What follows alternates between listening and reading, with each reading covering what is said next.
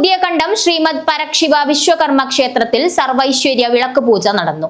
ഉത്സവം എഴുന്നള്ളത്തും നടന്നു. ശിവരാത്രി മഹോത്സവത്തോടനുബന്ധിച്ച് അജാനൂർ മാവുങ്കാൽ പുതിയ കണ്ടം ശ്രീമദ് പരശിവ വിശ്വകർമ്മ ക്ഷേത്രത്തിൽ സർവൈശ്വര്യ വിളക്കുപൂജയും ഭജനയും ഉത്സവം എഴുന്നള്ളത്തും നടന്നു.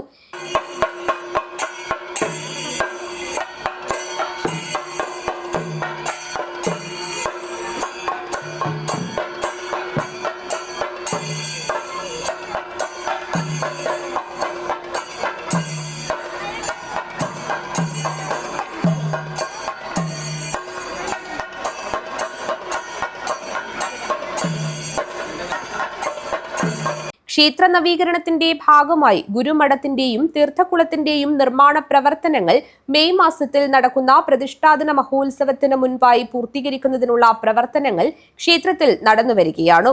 സർവൈശ്വര്യ വിളക്കുപൂജയിൽ പ്രദേശത്തെ കുട്ടികളും അമ്മമാരുമടക്കം നിരവധി പേർ പങ്കെടുത്തു.